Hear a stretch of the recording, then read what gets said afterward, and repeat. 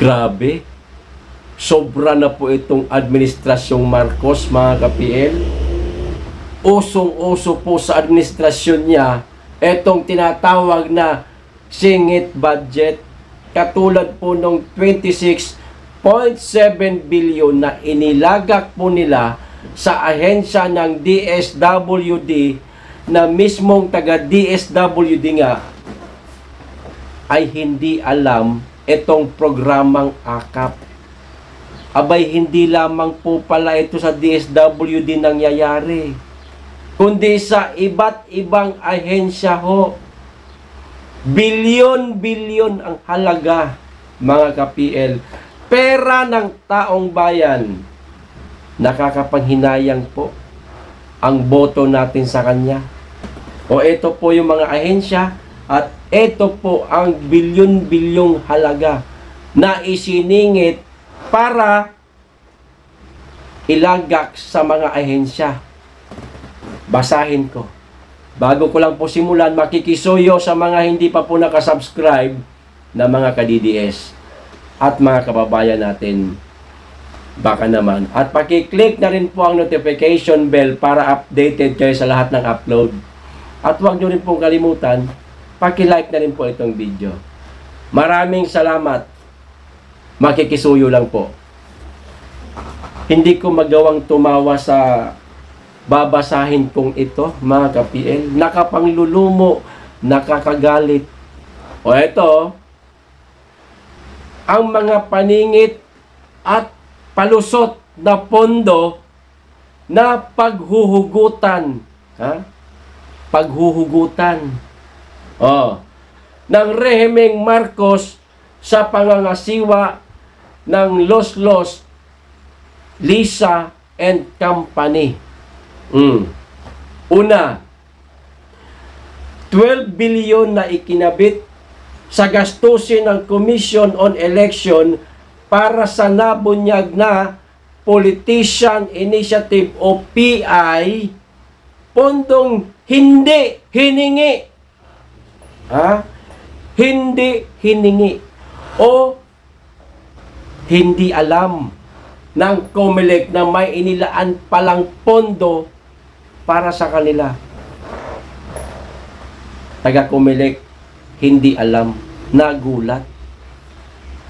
Para saan ito? Bakit may ganitong kalaking pondo, 12 billion? Kita nyo na ang rehimeng Marcos, mga ka-PL.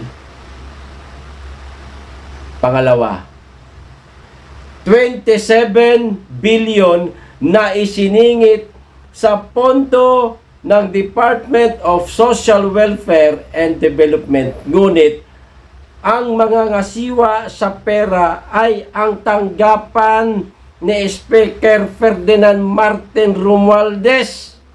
Alam na po natin ito. Ito yung 26.7 billion, kulang-kulang 27 billion. Round off, ginawa na lang po nating 27. Sino mga kasiwa? Si Tamba. Saan niya gagamitin? Hindi natin alam. Pero ano ang usap-usapan?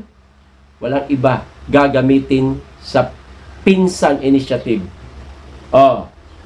Programang AKAP na mismong DSWD ay hindi alam na mayroon ganoong ayuda o programa. Kaya tuloy, naitatanong ko, ito ba ay maituturing na korupsyon, mga ka-PL? Kayo na po ang humusga. Pangatlo, ito mas malaki ho.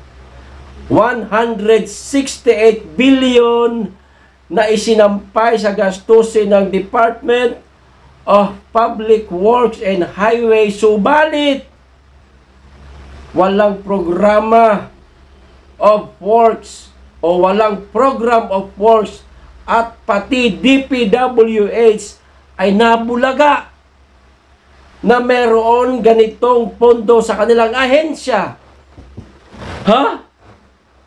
168 billion? Meron pala kami niyan. Para saan ba yan? Wala naman kaming... Kita nyo na. Ha? Ang sarap magmura. Oh. Pondong hindi naman hiningi sa submitted budget for 2024. Hindi nang hingi ang DPWH, pero isiningit di umano ito mga ka-PL sa BICAM, para sa isang mama. Sino itong mama? O, kayo na po ang humusga. Pang-apat, abangan ang iba pang nahalukay naming malamilagrong bilyones mga ka-PL na hawak kamay ng Marcos regime and to be disbursed by way of the Los Lisa Company.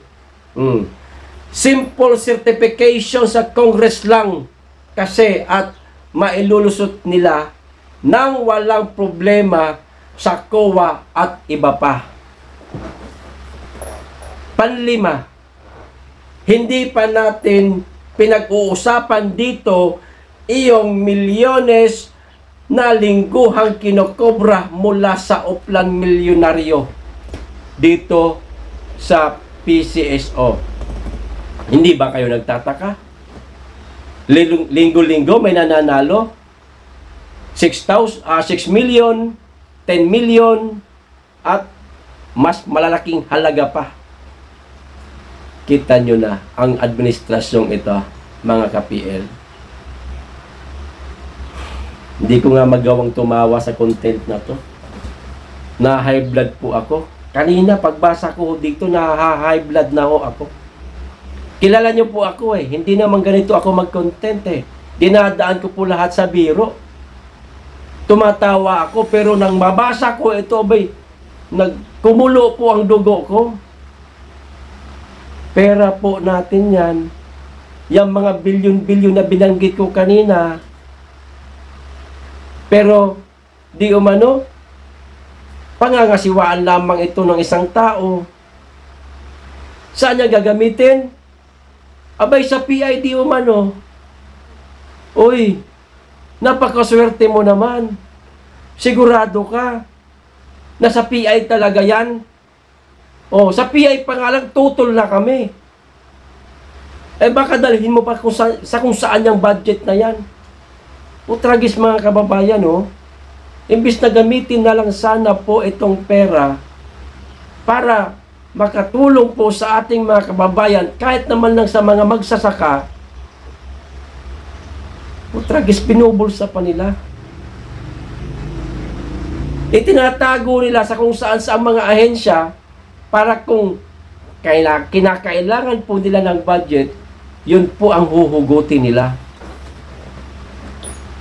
Ano ho tingin natin dito? Corruption o hindi?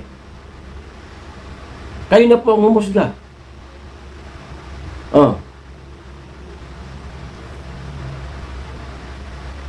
Yung mga tulog dyan, patuloy pa rin naniniwala sa administrasyong ito. Darating ang araw, maiisip nyo rin na maging kayo niloloko na. Ipapanalangin namin yan sa taas na magising kayo. Pera ho natin ito. Gamitin dapat ito sa tama. Hindi sa mga kapritsyo lang nila. Di ba? O kayo na po ang humusga. Ha? Kung ito ba ay maituturing na korupsyon o hindi. Ang sabi ng mga congressman, ito daw po ay hindi illegal. Itong mga pagsingit-singit po ng budget. Pero hindi naman po ito itinuturing din na legal.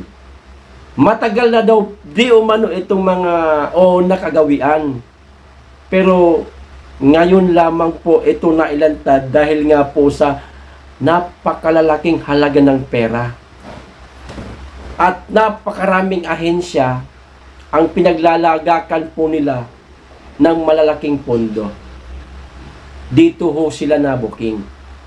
Sana tuldukan na ninyo ang ganitong klaseng